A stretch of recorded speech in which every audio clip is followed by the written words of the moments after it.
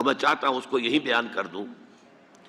ایک قادیانی سے جب میں نے اس معاملے پر بحث کی ہے تو جو سورہ بقرہ میں آیا ہے فَبُہِتَ الَّذِي كَفَرَ، تو میری دلیل کے آگے وہ بالکل مبہوت ہو کر رہ گیا، دائیں بائیں بغلیں جھانکنے کے سوا کچھ نہ رہا. دیکھیے غلام احمد قادیانی نے اپنے فتنے کا آغاز کہاں سے کیا تھا یہ سمجھ لیجئے. پہلے وہ ایک مناظر تھے، بہت اچھے مناظر. غلام احمد قادیانی تھا کہنا چاہیے، غلطی سے طے کے بیٹھا ہوں.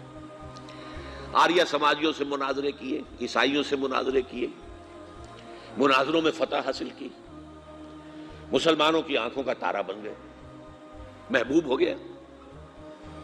اس کے بعد اس نے ایک فتنہ چھوڑا، ایک شوشہ چھوڑا. نبوت اور وحی تو رحمت ہے، رحمت کیسے بند ہو سکتی ہے؟ وحی تو انسانوں کی ہدایت کے لیے ہے. انسان ختم نہیں ہوئے، وحی کیسے ختم ہو جائے گی؟ دیکھیے بظاہر یہاں دلیل ہے، اٹ اپیئرس کنونسنگ، بات سمجھ میں آتی ہے. یہیں سے یہ حل مل جائے گا آپ کو. کیا وجہ ہے کہ بڑے بڑے اعلیٰ تعلیم یافتہ لوگ جو ہیں اس کا شکار بن گئے. دنیا میں ایک ہی مسلمان نام کا سائنسدان جو ہے وہ آیا ہے ٹاپ پر، وہ قادیانی. ایک ہی مسلمانوں کا نام رکھنے والا جو ہے وہ international court of justice Hague کا جو ہے جج بنا ہے، وہ کون؟ قادیانی. ڈاکٹرز قادیانی، انجینئرز قادیانی، بڑے بڑے. یہ کیوں؟ یہ بات ایسی تھی کہ جو بظاہر دل کو اپیل کرتی ہے کہ جب حضرت آدم سے کہا تھا اما یاتینکم منی ھدی فمن تبع ھدایا فلا خوف علیہم ولا ھم یحزنون، انسانوں کی ہدایت کے لیے وحی کا راستہ کھولا گیا.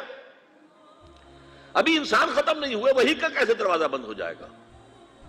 اجرائے وحی کا پہلے شوشہ چھوڑا، اور جب وحی جاری ہے تو نبوت جاری ہے، لہذا پھر آخر میں آ کے نبوت کا دعویٰ کر دیا. اس نے ایک مسئلہ اور استعمال کیا. یہ اصل میں چالاک اور ہوشیار لوگوں کے معاملات ہوتے ہیں. عوام الناس کی نفسیات کو متاثر کرنے کے لیے ایک اور شوشہ چھوڑا. دیکھو یہ کیسے ہو سکتا ہے؟ ہمارے نبی حضرت محمد صلی اللہ علیہ وسلم وہ فوت بھی ہو گئے، دفن بھی ہو گئے، زیر زمین دفن ہے، اور عیسیٰ ابن مریم وہ آسمان پر اٹھا لیے گئے، وہ آسمان پر ہے. کیسے ہو سکتا؟ اب عام مسلمان کے لیے اس میں بھی ایک اپیل ہے کہ اس میں تو گویا کہ ثابت ہوا کہ حضرت عیسیٰ ابن مریم جو ہے وہ افضل ہو گئے محمد سے صلی اللہ علیہ وسلم.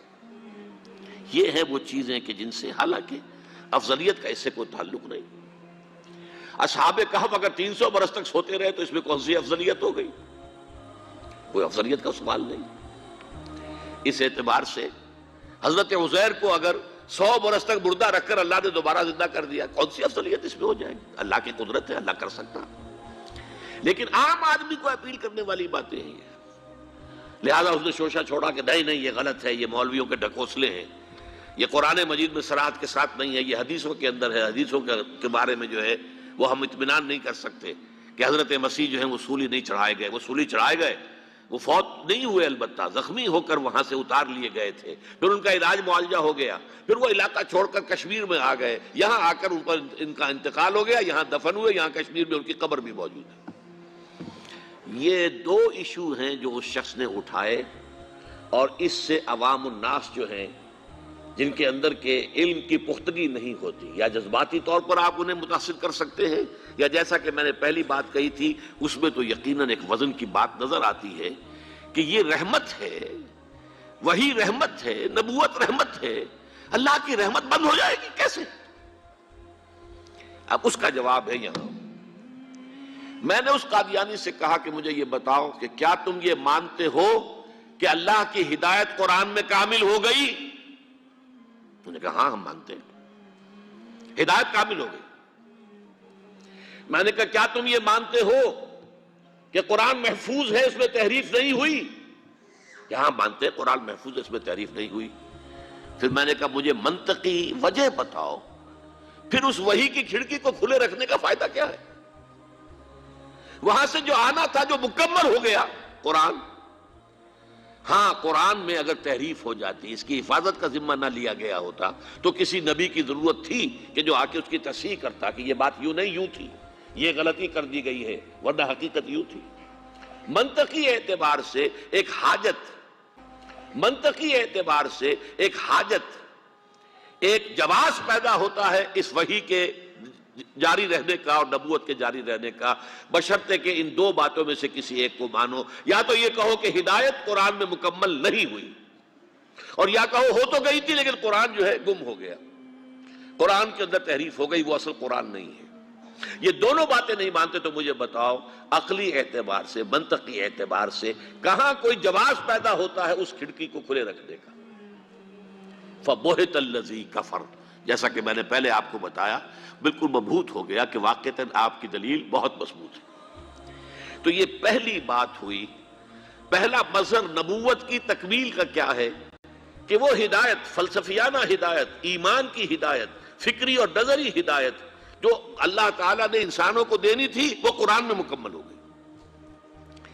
دوسرے دین حق دیا گیا، اور دین حق کی بھی تکمیل ہوئی ہے محمد الرسول اللہ پر صلی اللہ علیہ وسلم۔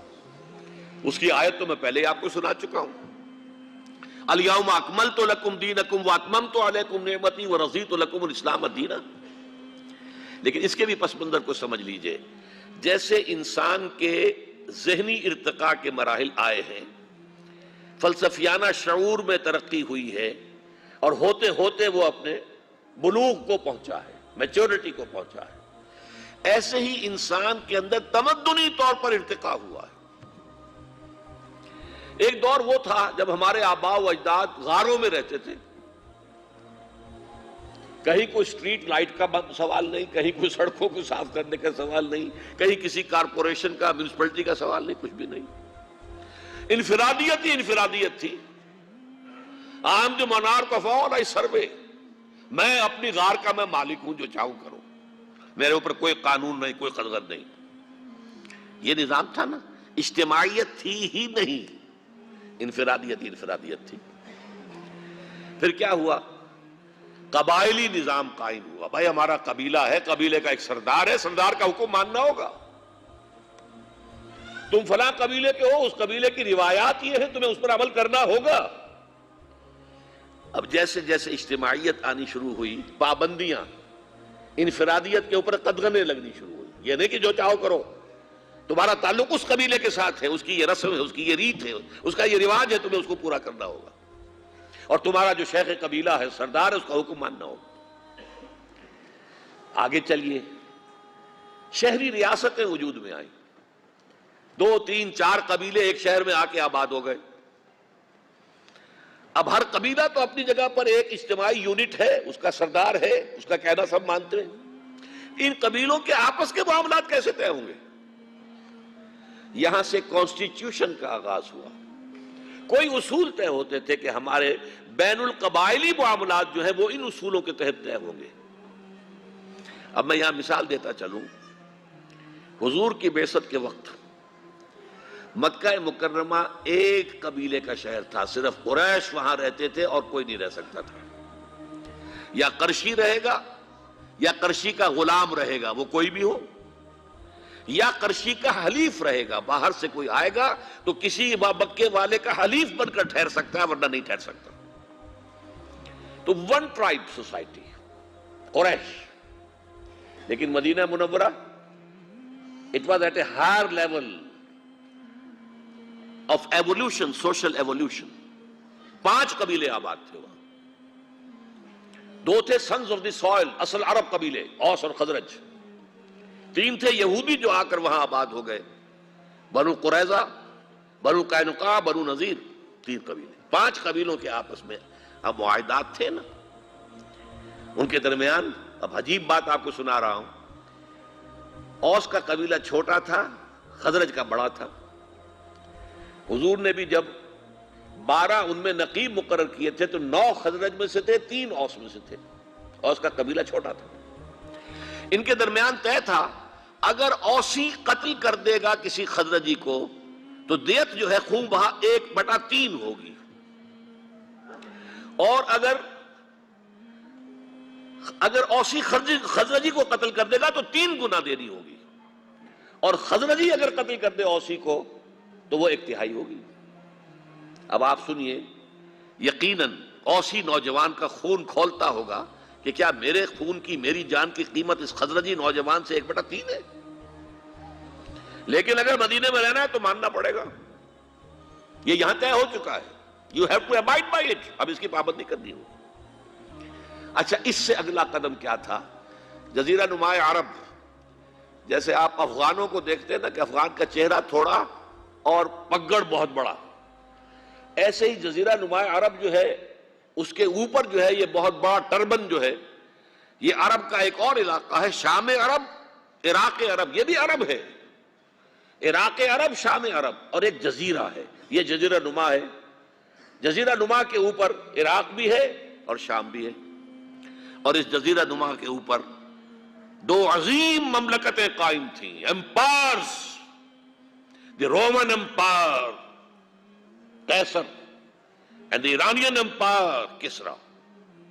یہ تمدن کی آخری سٹیج تھی، جبکہ حکومتیں بن گئیں، بادشاہت ہو گئی، محل بن گئے، سٹینڈنگ آرمیز ہو گئیں، لاکھوں کی تعداد میں فوجیں ہیں، ٹیکس لگ رہے ہیں، دہقان جو ہے محنت کر رہا ہے اور اس سے ٹیکس لیا جا رہا ہے، جاگیردار اپنا حصہ رکھ کر باقی بادشاہ کو پہنچاتا ہے، کرگے پر بیٹھا ہوا کوئی کپڑا بن رہا ہے، اس سے ٹیکس لیا جا رہا ہے، ان کو پیسا جا رہا ہے ظلم کی چکی کے اندر، بادشاہ عیش کر رہے ہیں، اونچے اونچے محل بنا رہے ہیں۔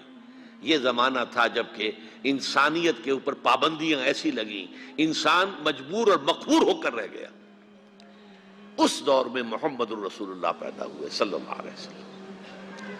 اب تمہارا تمدنی ارتقاء اس انتہا کو پہنچ گیا ہے، اب اجتماعیت جو ہے اس کا جو ہے دورہ ہے، انفرادیت پس گئی ہے، اس کی آزادیاں ختم ہو گئی ہیں۔ بادشاہ کا نظام، آپ کو معلوم ہے رومن لیجنز، وہ فوجی ہوتے تھے، ان کے غرق آہن، ذرا کوئی عوام میں بغاوت ہوتی تو کس طرح کو کچلتے تھے، ایرانی فوجی کس طریقے سے کچلتے تھے۔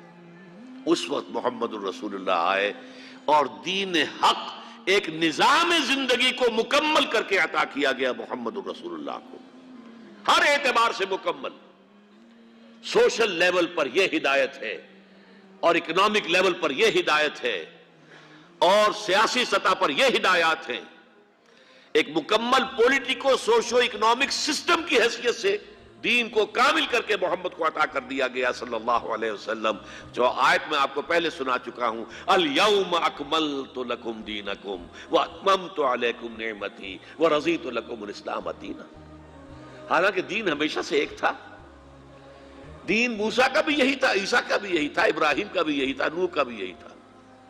سورہ شورى میں فرمایا، آیت نمبر 13 ہے، شرع لکم من الدین ما وصى به نوحا والذی اوحینا الیک وما وصینا به ابراہیم وموسیٰ وعیسیٰ۔ سب کا دین ایک تھا، لیکن ابھی دین مکمل نہیں ہوا تھا، ابھی اجتماعیت جو ہے محدود تھی، ابھی انفرادیت کا بول بالا تھا، ابھی ایک نظام کا تصور نہیں تھا، ابھی کوئی پولیٹیکل سسٹم وجود میں نہیں آیا تھا، ابھی وہ سٹینڈنگ آرمیز کے دور نہیں آئے تھے۔ وہ دور جب آ گیا تو ایک just social order, politico socio economic system based on fair play and justice, وہ ہے جو اسلام کی شکل میں دین حق کی تکمیل کر کے محمد الرسول اللہ کو عطا کیا گیا صلی اللہ علیہ وسلم۔ فداہ آباؤنا و امہاتنا اليوم اکملت لکم دینکم واتممت علیکم نعمتی ورضیت لکم الاسلام دینا۔ یہ 2 مظاہر ہیں تکمیل نبوت کے، نوٹ کر لیجئے۔ نمبر 1، ہدایت ہدن سے بڑھ کر الہدا بن گئی، کامل مکمل ہدایت قرآن میں، کامل مکمل ہدایت قرآن میں۔ نمبر 2، دین کامل ہو گیا، الیوم اکملت لکم دینکم۔ یہ دونوں چیزیں حضور پر اپنے نقطہ عروج کو اور کمال کو پہنچ گئیں۔ یہ لینے والا حصہ جو ہے، اللہ سے لینے والا وحی، اللہ سے لینے والا دین، یہ دونوں کی تکمیل ہو گئی محمد الرسول اللہ صلی اللہ علیہ وسلم پر۔ اگلا جو عنوان ہے وہ میں پہلے ڈیل کر چکا ہوں، ختم نبوت کے خلاف غلام احمد قادیانی کی دلیل اور اس کی تردید۔ کہ وحی کیسے بند ہو سکتی ہے؟ یہ تو ہدایت کا ذریعہ ہے. نبوت کیسے ختم ہو سکتی ہے؟ نبوت تو رحمت ہے، اللہ کی رحمت اور وحی ہدایت کے لیے، یہ کیسے بند ہو سکتی ہے؟ اور اگر وہ جاری ہے تو بس میں ہوں، میں دعویٰ کر رہا ہوں، مجھ پر وحی آ رہی ہے، میں اللہ کا نبی ہوں. اس کا جو میرا جواب تھا وہ آپ کے سامنے پہلے ہی عرض کر دیا ہے. اب آگے چلیے. تکمیل رسالت کے دو مظاہر. یہ نوٹ کیجئے، میں نے کہا تھا یہ ہے لینے والا، یہ ہے دینے والا حصہ. رسالت والا حصہ دینے والا، وہاں سے لینے والا نبوت، ہدایت